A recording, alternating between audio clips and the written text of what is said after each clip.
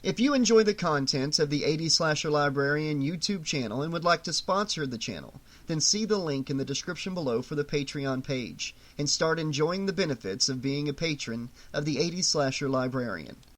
And enjoy tonight's narration of Final Destination, Dead Man's Hand. But remember, the risk of cheating the plan, of disrespecting the design, could incite a fury that could terrorize even the Grim Reaper. And you don't even want to fuck with that, Mac Daddy.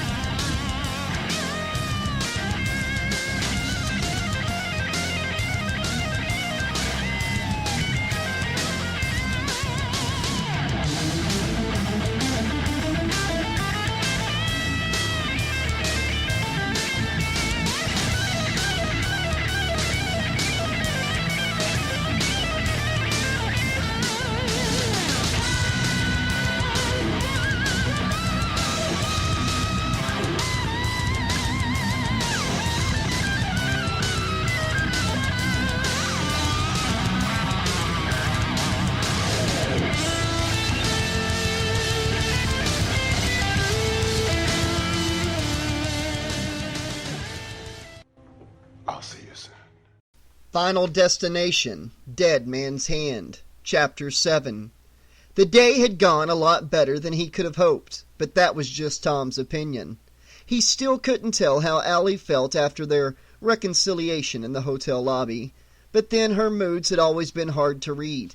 She was a girl who liked to keep her own counsel, as his mom would say, liked to play things close to the vest.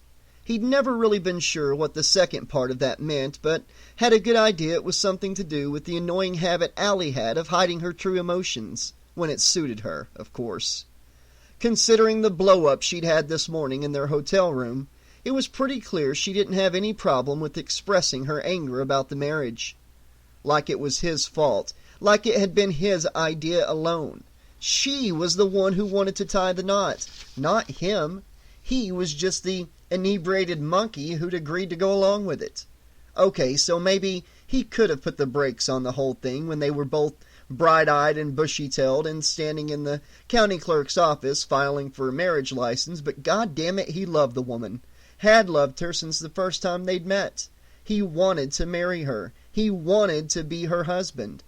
So what if the way it had happened was a spur-of-the-moment thing? So what if, he was almost ashamed to admit it, this morning he'd been starting to have second thoughts about it? He was still willing to try and make it work, still willing to try to make her happy in her new role as Mrs. Tom Gaines, even though he knew neither of them were ready for the kind of long-term commitment, that it would turn both their lives completely out of whack, and he had been completely sincere about it when he told her so. So Allie had called a truce after that old lady from the elevator had talked their ears off. And hadn't that stunned the shit out of him? It should have made Tom happy, but that sudden turnaround in her attitude had only put him on his guard. It was that old inability to read her mood swings popping up again. He'd spent the rest of the day waiting for the other proverbial shoe to drop. The second big surprise of the day, that shoe never fell, or at least it hadn't fallen yet. They'd hit the casino as planned, but settled for dropping some cash at the dollar slot machines instead of the poker tables. Allie wanted to build up her nerve before trying that out. But instead of losing her money, Tom had won a $100 jackpot, after feeding about $50 into the thing, that is. But as any long-time gambler could tell you, sometimes breaking even was almost as good as winning. Making back twice your investment was pure gravy. The minor windfall had put Tom and Allie in a better mood, so much so the topic of marriage was quickly forgotten. Or maybe it was just that he'd forgotten it, and Allie had decided to let it go for the time being. Whatever the reason, they'd finally started having the kind of fun they'd been expecting when they arrived in Vegas. From the tower, they'd gone out to do some of the touristy things that people did in Las Vegas. Visit other casinos on the Strip to see what they were like, do some shopping at the Forum Shops Mall at Caesar's Palace, check out the Bellagio's Gallery of Fine Arts. There was a Monet exhibition on display Allie wanted to see. Take a ride on the roller coaster at New York, New York. The Star Trek experience at the Hilton, one of Tom's reasons for agreeing to accompany Allie on the trip, they decided to save for another day. But Allie swore they'd see it before they left Vegas because she knew all too well how disappointed he'd be if they didn't. Yes, he was a Trekkie, or Trekker, or whatever the current descriptive title was. Allie had always settled on geek. That, she explained, was a term that never went out of style. Not that he didn't give her shit about being addicted, first The Sopranos, then to all those poker tournament shows on cable, but it was hard to argue his case when all she had to do was point to the documentary Trekkies to prove how disturbingly bizarre his side of fandom could be. Still, if taking a 3D ride in the shuttle with Klingons in hot pursuit made Tom happy, she was willing to put up with his 7 of 9 Jerry Ryan fantasies for an hour. Just as long, she warned, as he didn't try talking her into wearing a silver body stocking afterward. Silver made her look fat.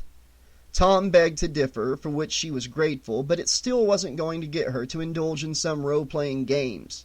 Or, as she'd put it, I think some of the things we do in bed are adventurous enough without you pretending to be Captain Kirk and me being the naughty robot girl.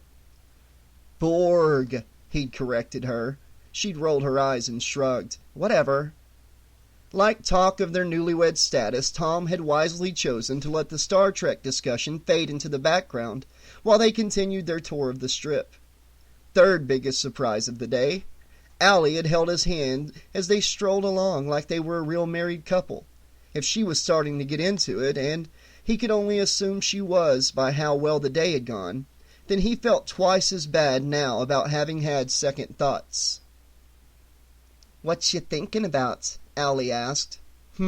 Tom snapped back to attention. He hadn't realized there'd been a lull in the conversation they were having, but obviously there must have been if she was subtly pointing it out. He looked to see if anyone else had noticed him jerking awake, but the other customers around them were concerned with their own affairs. He and Allie were seated at a small table by the front window at a Starbucks, just west of the Strip on Stardust Road. Unlike the typical in-your-face, neon-lit decor of just about everything else in Las Vegas, the coffee house looked pretty much the same as every other store Tom had visited in the world-dominating franchise. Exposed brick-faced walls, lots of deep brown and tan-colored furnishings, intimate lighting, big comfy chairs, and love seats. The patrons, too, didn't look all that different from anyone he saw in any other Starbucks, or even from the customers at the coffee shop where Allie worked. At another table sat a goateed man in his late 20s, his 2 middle fingers quickly stabbing at the keyboard of his laptop computer. A writer of some sort, Tom imagined. There always seemed to be at least one writer seated at these kind of places, like it was a requirement for the store in order to maintain its trendy status. A couple of hot-looking blondes in baby doll tees and tight jeans, probably showgirls or even better strippers, were huddled on a couch against a wall talking about something they found amazing or amusing. From the glances that they kept making his way, he hoped it wasn't him. A bald-headed 30-something business type in a short-sleeved shirt and loosened tie was yammering away on a cell phone, loud enough to make sure everybody in the place knew how important he was. Everybody, meaning the 2 hot blondes. The rest of the clientele mainly consisted of college-age guys and girls too busy drinking coffee and talking shit amongst themselves to pay attention to Mr. Important Businessman. Tom turned back to Allie. What was I saying?" "You weren't. You just drifted off there," she explained. "Like I did in the elevator this morning?" "Oh." He paused, mind racing to come up with something to say that didn't involve marriage. He grinned. "I was just thinking about how beautiful you look." Her eyes went wide and she smiled. "Wow, was that a bunch of shit?" "Huh?" he said, taking the role of wounded lover. It was his best shot at hiding his true thoughts. He might not have ever been able to figure Allie out, but she could always see through him. And if his expressions and body language were giving him away again, probably the real reason he'd never taken up card playing, he had a lousy poker face. Well, so much for the day remaining enjoyable. "How beautiful I look!" Allie wagged a stern finger at him. "You only blurt out shit like that when you get caught at something." She eyed him suspiciously. "So what made you say it this time? Ah, crap," he thought. "Better put on your taps, Tommy. You got a lot of dancing to do." "So? It's true," he insisted, and put on a display of looking annoyed. Not too angry, not too pouty. He always sounded like a little kid when he got pouty, and he hated when he did it. "So maybe it is," Allie replied. "And you're a smart man for saying so, but romantic stuff like that never pours out of you without a reason. Not unless you've got something in mind." Her eyes narrowed, and she leaned over the table. "You're thinking about me in that Jerry Ryan costume, aren't you?" she asked. Inwardly, Tom breathed a sigh of relief. This time, apparently, she wasn't able to read his mind. Or maybe he'd subconsciously been working on that poker face. He waved a dismissive hand and leaned back in his chair. "Run with it, boy," he thought. "Keep that distraction going." "Well, I'd be lying if I said no." "Except I'm the one saying no," she said, and pointed to herself. "Me. The one who'd have to get all dressed up just to fit into the thing. Not that I'm saying I would." "Uh-huh," Tom said, smiling broadly. He was already picturing it in his mind's eye, and if Allie could see that he was, just by looking at him, well, fuck it. Learn to live with it, baby. A man's entitled to his fantasies, right? "Yeah," she continued. "The one who'd—" She'd paused to look around at the other patrons to see if any of them were listening to the conversation. They didn't appear to be, but she leaned even farther across the table nonetheless, and gestured for him to do the same. "I'd be the one who looked like Moby Dick in it," she whispered in his ear. Well, didn't that just bust up his fucking illusion? Where the hell did that come from? "Moby Dick?" he asked. Allie pointed past his shoulder at no one in particular. "Hey, Tom, is that the great white whale in your bedroom?" "No, jackass, that's my wife." She halted in mid-sentence, her mocking tone not appreciated. Her eyes almost bugged out as she realized what she'd been about to say. Then she fell silent and slowly closed her mouth. She suddenly looked uncomfortable and sat back in her seat. "Oh shit," Tom thought, "here we go." "My wife," Allie murmured. Then she chuckled softly. No freaking out, no tears, no talking about what a mistake this all was. Number 4 in a series of surprises for the day, Tom thought. Collect 'em all. "There," she said with a tiny nod. "That wasn't so hard to say now, was it?" He began.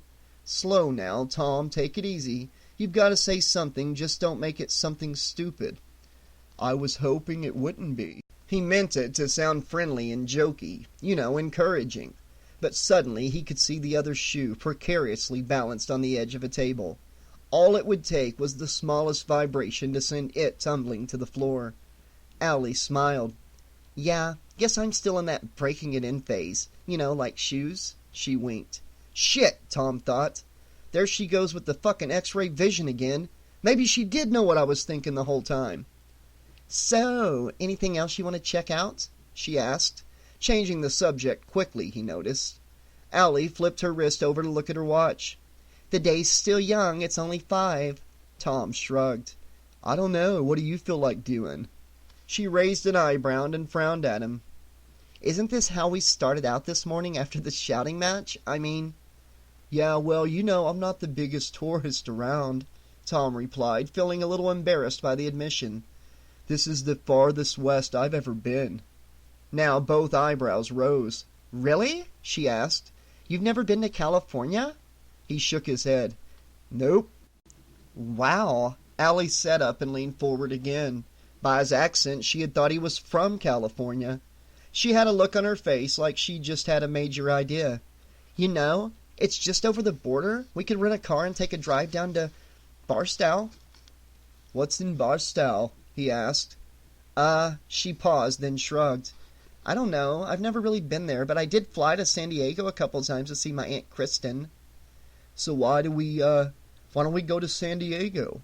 She shook her head. Too far away. At least Barstow is pretty close to the Nevada border, so we can make the whole trip in a day. Tom scratched his jaw for a few moments, thinking it over.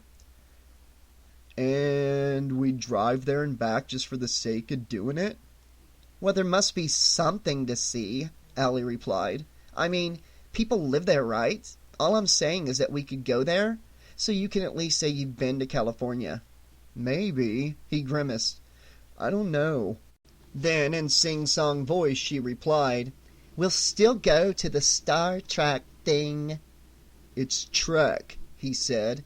Huh? Nothing. She grinned big and wide, turning on the charm. Tom smiled, then held up his hands in surrender. Okay, you win. Of course I win, Star Trek boy, Allie said, correcting herself. She flashed a mischievous smile. Don't you know resistance is futile? Tom's eyebrows did a quick scuttle up his forehead. Oh, so you have been thinking about it. Thinking about it, she admitted, then held up a warning index finger. But thinking and doing are two separate things, okay? All I'm doing is... Keeping an open mind? He asked. She nodded. Exactly. I haven't agreed to anything. Now he was the one grinning. Yet. She stared at him for a moment, then glanced at the empty coffee cup in front of her. Yet, she admitted quietly. Tom nodded but said nothing. As long as she was considering it, there was no point in trying to push the issue. Although, knowing Allie, even if she agreed to playing dress-up, she'd probably find some way to use it to get back at him for the unstoppable fuck machine comment he'd let slip that morning. She had a long memory, and even though she hadn't mentioned that insult since the dust-up, it didn't mean she'd completely put it out of her mind. No, Tom might have always had trouble reading Allie's mood swings, but he could always tell when something was going on in that head of hers. Her eyes practically lit up when the idea formed. All he could hope for was to figure out what it was she was planning, and whether her revenge would play out in the hotel room or on this trip to Barstow she was suddenly so eager to take.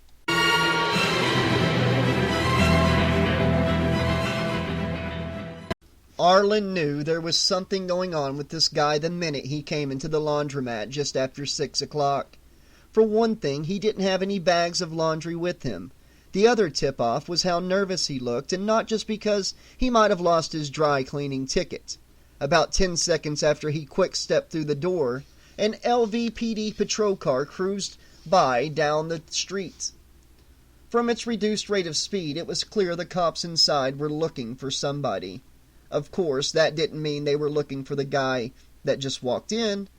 Ducking out of the way was pretty much an instinctual action for anyone who'd had a few run-ins with cops. Hell, there were times when Arlen found himself doing it, and he hadn't broken any law in, 6 months maybe. Yeah, okay, so he'd been a little too drunk and a little too loud when he got busted, but he'd actually had a good night of gambling for once and felt like doing a little celebrating. Too bad part of his winnings had to go toward paying that fine.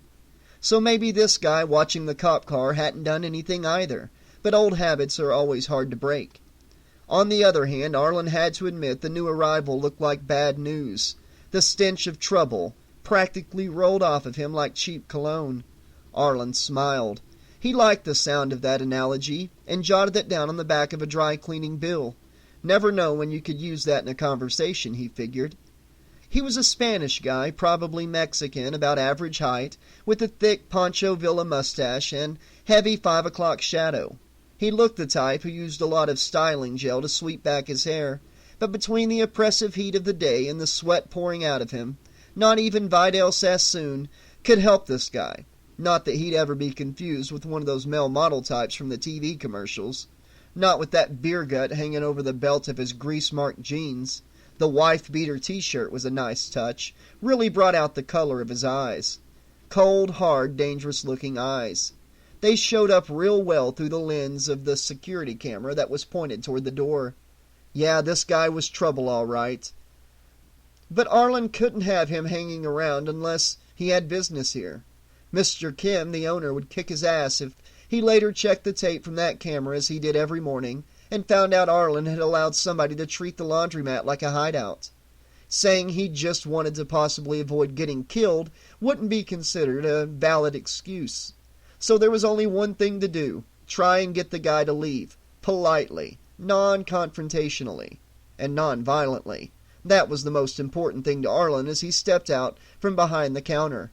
Getting killed an hour into his shift over trying to throw somebody out of a friggin' laundry wasn't too high on his list of ways to shuffle off the old mortal coil. In fact, it didn't even rate.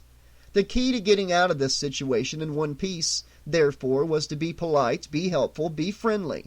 Cajole instead of insist, nudge instead of push. Hell, once the guy was convinced the cops were gone, he might even leave without being asked to. But no, that wasn't about to happen, and Arlen could tell it right away.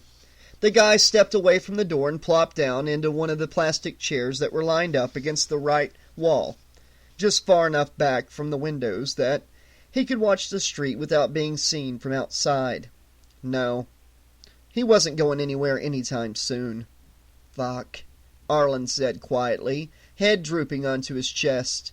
He sighed, then raised his head, straightened the lapels on his jacket, and forced a smile. Nothing left to do but turn on the old plug charm. He walked quickly up to the man, arms spread wide, like he was greeting a big roller at the doors of the MGM Grand. "Good evening, sir. Welcome to the Big Apple. My name's Arlen, and I'll be your host during your stay with us. I hope it'll be a pleasant one." The man said nothing, just turned his head around long enough to give him a hard warning stare. An unspoken fuck off passed along from the guest to host. Then he went back to looking out the windows. From the corner of his eye, Arlen could see a couple of the other customers watching the scene. One was a Latina woman in her 40s, about 60 or so pounds overweight, with the sort of haggard look that could only come from having to deal with about a half-dozen kids in a too-small apartment. Washing mounds of dirty clothes at the laundromat was probably the only break she got from them. Mrs. Alvarez, if Arlen remembered correctly. The woman beside her was also Latina and almost as heavy, but looked about half Mrs. Alvarez's age. Maybe she was her daughter. They exchanged quiet words like commentators at a golf match, only in Spanish. Maybe the daughter was translating. On the few occasions he'd spoken with Mrs. Alvarez, it was clear she'd never really mastered English. He turned to face them and nodded pleasantly. "You ladies doing all right? Anything I can get for you?" The words "you nosy fucking bitches" didn't quite make it to his lips. Mrs. Alvarez said something to her companion. The woman nodded and looked to Arlen. "No, we're good." "Great." He flashed a smile and waved a hand at them, like a game show host pointing to a contestant. "Don't hesitate to let me know if you change your minds. Okay?" Then he jerked a thumb in the direction of the cop ducker. "If you'll excuse me," he said to the women, and turned back to his problem. "So," he began, "is there something I can do for you, sir? Are you here to pick up some laundry?" Nothing. The guy continued to keep track of the world outside, either ignoring Arlen or just completely oblivious to his presence. Probably a combination of both. "Maybe you're waiting for someone?" Zippo. Yeah, he was ignoring Arlen all right. Guess he figured the warning stare was all he'd needed to get his point across. He was just going to pretend he was deaf until this pain in the ass gave up and went away. For about 2 seconds, Arlen considered doing just that. Turning around, going back behind the counter and watching the 10-inch black and white TV set Mr. Kim kept on the shelf below the cash register. Let the motherfucker sit there all he wanted until he felt like leaving. It wasn't worth getting into it with him.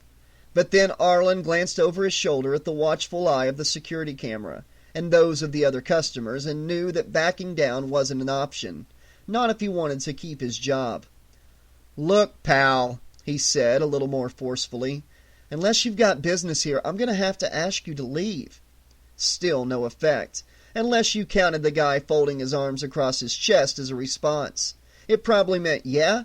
And what are you gonna do about it if I don't, asshole?" Although he didn't bother to turn around to voice the question. Actions speaking louder than words and all that. Well, Arlen concluded, in for a penny, in for a pound, as they say. Just hope those aren't the words they carve on my tombstone. He stepped forward and put his hand on the guy's shoulder. "Look," he said sternly, "you've gotta..." His stomach exploded before he could get out another word. Well, not really exploded, but the guy's ham-sized fist had slammed into it with such force the air was driven out of Arlen's lungs. He crashed to his knees, his vision filled with black spots that swirled and dipped and spun like the galaxies he'd seen once at a space exhibit sky show at the Museum of Natural History. Only these weren't anywhere near as pretty. They looked more like big blobs of ink let loose in zero gravity. "Why you thinking you grabbing, you cocksucking prick?" the guy bellowed in his ear. "You think you a tough guy? You gonna throw me out, you fucking piece of shit?" It was funny in a way. His accent kind of reminded Arlen of the one Al Pacino put on in Scarface. "Say hello to my little friend." Not so tough now, huh, Shingo?" Arlen gasped, trying to get back the air he'd lost.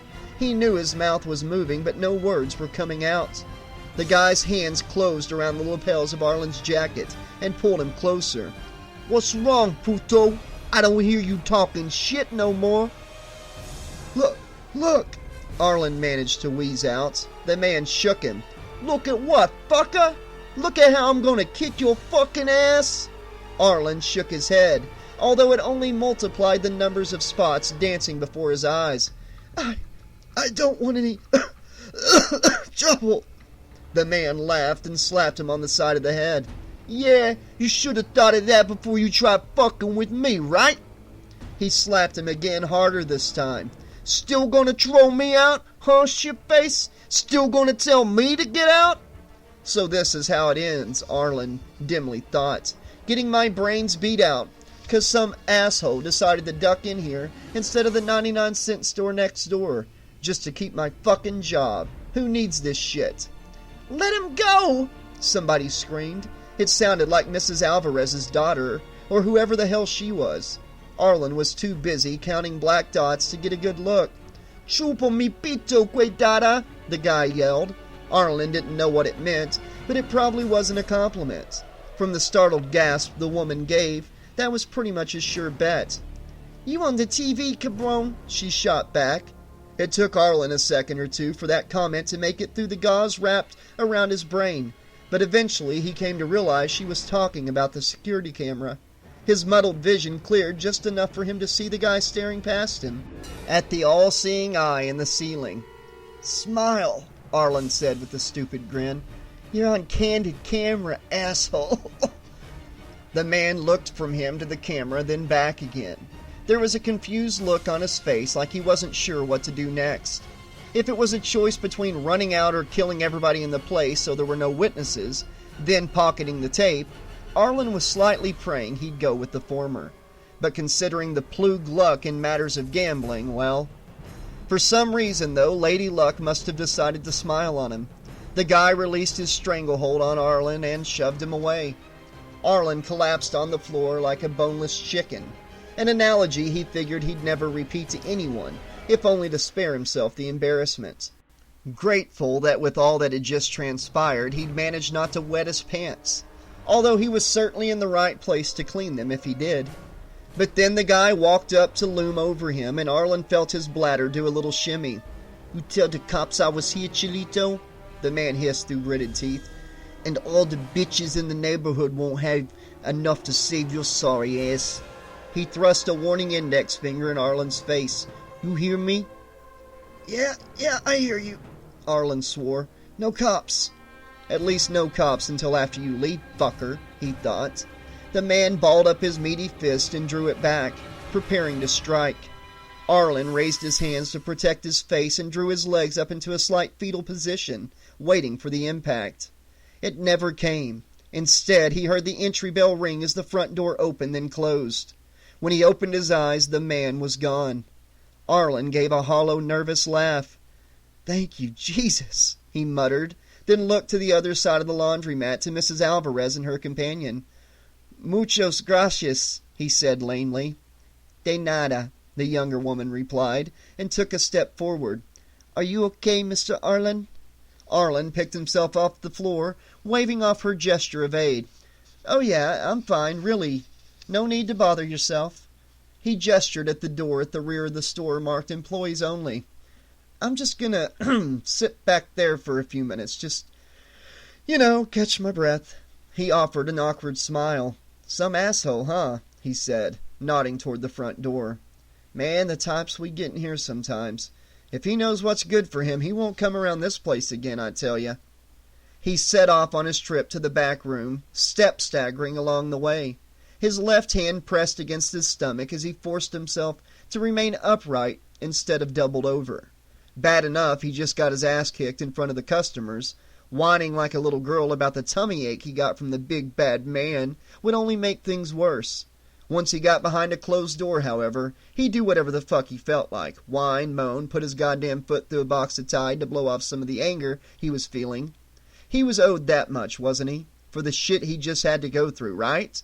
And yet, although his guts ached like they'd been hit with a shovel, and every step toward the employee lounge seemed like a Herculean effort, Arlen couldn't help but smile. So it wasn't his time to die then. That was reassuring. In fact, it was downright encouraging. Now he could maybe concentrate on other things, like making sure the security tape had actually been in the recorder so the cops would have something to work with when he handed it to them. And, for right now, getting the urine stains out of his slacks. He didn't call the cops, though. Didn't even bother to check on the security tape.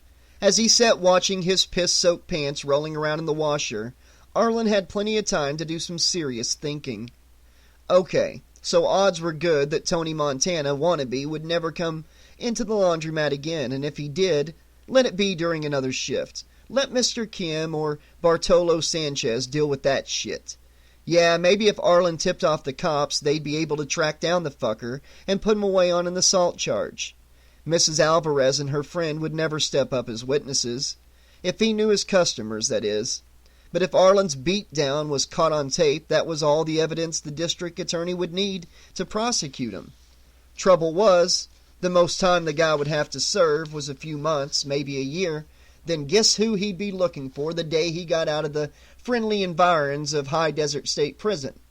And knowing what kind of badass this guy was, he wouldn't show up here looking to bury his foot in Arlen's colon.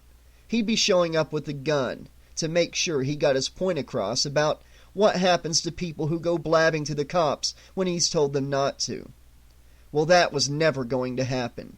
One close call with the Grim Reaper's scythe was more than enough for Arlen Plug. He'd been warned. He'd played it smart, and he would keep his mouth shut. Time heals all wounds, right? So that eventually meant he'd put this embarrassing little incident behind him. He'd certainly had prior experience with other situations in his life, and the customers would forget all about Mr. Arlen getting bitch-slapped right in front of them. Not immediately, though.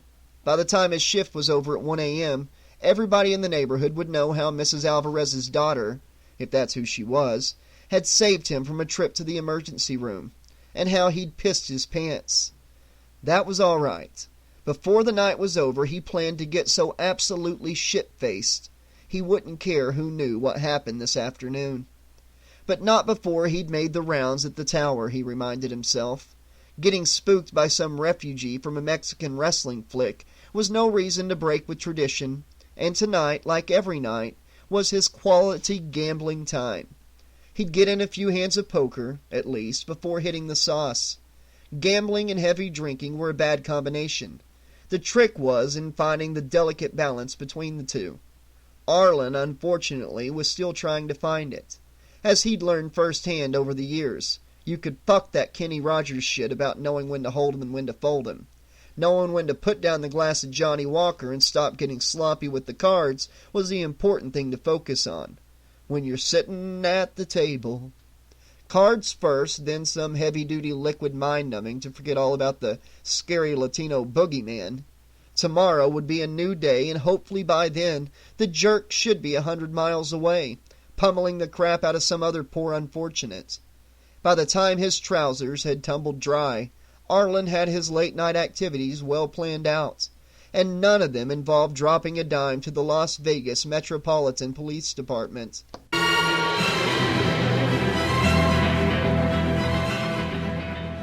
The only thing Tom was apparently looking to drop when they returned to their hotel room was onto the bed. It had been an exhaustive day and, at least for Allie, an informative one. So he'd fantasized about getting her to play dress-up like the geeks she saw on TV when a local news crew covered some big comic book and science fiction convention held every year in Chicago. Well, wasn't that an interesting revelation about her new hubby? He'd sure been keeping it a secret from her all these years, although in hindsight, it shouldn't have come as such a surprise. After all, in junior year at college, he'd practically begged her on Halloween to put on a pair of black go-go boots and a red one-piece swimsuit that was nothing more than a couple of crossed satin strips barely holding her boobs in place. And where had he gotten an outfit like that on such short notice? Vampire Ella, or something like that, was the character. Some vampire girl from a comic book she'd never heard of. She'd stopped paying attention to those when she discovered boys. She'd agreed to wear it, but then she made a lot of bad choices that year. Besides playing a half-naked goth chick for one night, totally paled in comparison to what happened a few months later on that night. Yes, she'd thought it was a stupid idea, not to mention a sexist, degrading one, but she was in love and a little bit high, and she couldn't let her man down, could she? After all, wasn't making a spectacle of herself expected of someone who was an unstoppable fuck machine? A devilish smile pushed up the corners of Allie's lips. No, she hadn't forgotten that little slip of the tongue from the morning. Hadn't forgotten it at all. With a weary sigh, Tom dropped the half-dozen large shopping bags they'd accumulated on the floor and flopped full length onto the bed. "I'm done," he muttered into the pillow where his face had landed. Yeah, Allie thought, same old short stamina Tom. Good to see married life hasn't caused any shocking changes in him. "Feel like taking a nap, Grandpa?" she asked. "Mm-hmm," he replied. "We must have walked 10 miles today. My feet are killing me."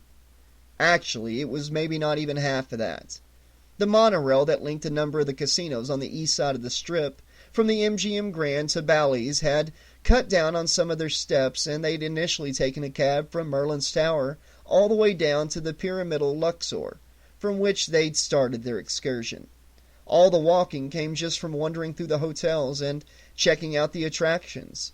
Although once you got past the major differences in architectural design from one to the next, the basic layouts of the casinos started to look alike after a while. Lots of slot machines, lots of card tables, no clocks, no windows. And of course, there were all the stores they'd visited after their stop off at Starbucks to recharge their batteries with much-needed caffeine. Odd little tourist traps just off the beaten path, where the prices for Vegas-themed T-shirts, coffee mugs, pins, and the like were far more reasonable than those charged for the same items by the hotel gift shops. Allie had stocked up on quite a few mementos for friends and family, maybe even a few too many. But Aunt Ida, her mom's sister, would have never forgiven her if she didn't come home with a little plastic snow globe. The very notion of finding such a thing in a desert location had struck Allie as more than a little odd when Ida had made the request, but damned if she hadn't found one in a shop on Desert Inn Road. A miniaturized collection of plastic representations of the Luxor Sphinx, the MGM Grand's Golden Lion, New York Statue of Liberty, and Paris's Eiffel Tower, all sealed underwater inside a hand-sized half-globe. And since this was Las Vegas, Nevada, and not Aspen, Colorado, there couldn't very well be little flakes of plastic snow swirling around inside it. In keeping with the style of the city, the manufacturer had replaced the snow with tiny bits of glitter. Well, that made perfect sense. Allie had wound up buying one for herself. Still, as she gazed at Tom's prone figure, Allie had to admit they had been on their feet for most of the day, and had covered a lot of ground. And okay, maybe her dogs were barking too, as Mom would say when her own feet ached. So perhaps Tom had the right idea. Taking a break wasn't such a bad idea, now that she thought about it. Vegas was a 24/7 city after all, and the real fun didn't start until after the sun went down. It was just that, well, she was only 25 years old, for God's sake. The idea of taking a nap at her age just made her feel old, like she was about to start cashing in Social Security checks to buy cat food to eat and wearing the pins so she wouldn't poop her clothes. And yet Tom looked so comfortable on the bed. Hell, he was lightly snoring already, and she really could do with taking off her sneakers, just for a little bit, just to give her toes a break, well, what harm would it do? Allie walked around to the other side and sat on the edge of the bed. She unlaced her sneakers, pulled them off, and tossed them aside, then rubbed her weary toes. "Oh, yeah," she moaned pleasantly. "That's the ticket." As she sat back against the pillows, her gaze fell on the breakfast table across the room. The cups and dishes had been cleared away hours ago by housekeeping, but the hotel brochure Tom had been looking at that morning was still lying on it. For some reason she couldn't fathom, not that she really focused on the motivating factor, she felt compelled to walk over and look at it. The pamphlet was open to a 2-page photograph of a marvelous nighttime view of the Strip, taken from a high altitude. According to the caption underneath the picture, it was taken from the Lady of the Lake, the 4-star restaurant located on the tower's roof. A smaller picture, set inside the night scene, showed a couple, a well-dressed man and woman who were either models or actors, no doubt, seated at a table near a floor-to-ceiling window. They held up champagne flutes in a mock toast, the glasses perfectly catching the light of the neon city below. "The perfect spot for a romantic Las Vegas dinner for two," stated the caption under the happy couple. Allie raised her right hand to her mouth and began lightly scraping the edge of the thumbnail against her teeth. It was an unconscious action, and she tended to perform while deep in thought. And right then an idea was beginning to take shape. She picked up the brochure and walked it back to the bed. She again sat down, this time with her knees drawn up so she could lay the pamphlet across her thighs in order to concentrate on the photographs. "The perfect spot for a romantic Las Vegas dinner for two," she muttered and chewed on her thumbnail a little more. She looked at Tom, wrapped snugly in the arms of Morpheus, and slowly the idea clicked into place. They needed to discuss the marriage, and she needed to stop avoiding the issue. Maybe a romantic dinner with a spectacular view of the city was the way to finally get them, her, to start talking. If nothing else, they'd at least get a good meal out of it. Certainly sounded better than sitting in the room for the rest of the night, uncomfortably staring at the TV or the walls in an effort to ignore the situation. And then maybe after dinner she'd finally work up the nerves to sit down and play some poker, either alone or with Tom. He wasn't much for card games. Allie smiled. Yeah, this was definitely a good plan, and one Tom would more than likely agree to. She knew he really wanted to talk things out, and by making the effort to set up a time and place for doing so, it would show him she was really starting to take this business between them seriously. And once they'd figured out whether or not they were going to move on to the next level, then she could go back to plotting how best to get back at him for his unkind remarks about her sexual activities. "And oh, how you'll pay, Mr. Gaines," she muttered, then followed it with an evil little chuckle. Allie closed the brochure and placed it on the nightstand, then slid down from the pillows to properly lay on the bed. "Night, Grandpa," she whispered in Tom's ear. Then she turned onto her side away from him and closed her eyes. He muttered something in response, but it was nonsensical dream-speak, not conventional English, although it sounded suspiciously like "Night 7.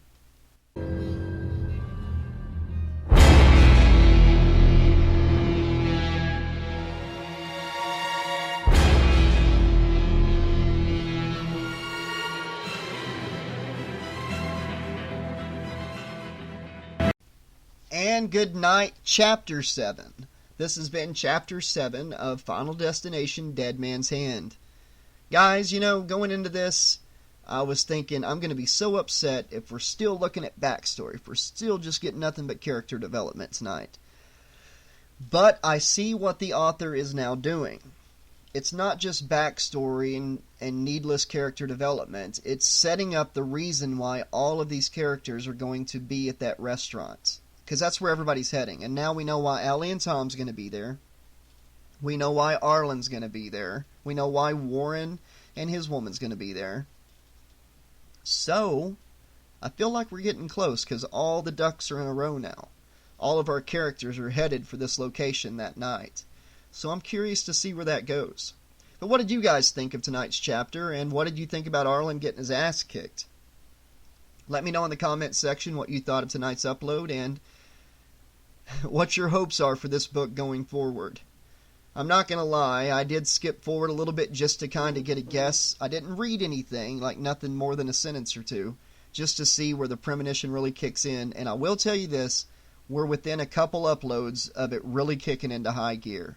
So just hang in there. The story, at least the backstory and the character development is interesting, and the characters are a bit likable. I'll be honest, I didn't like Allie at the beginning, but Allie and Tom are starting to grow on me. I love Warren's character, the detective, and now I'm digging Arlen's character.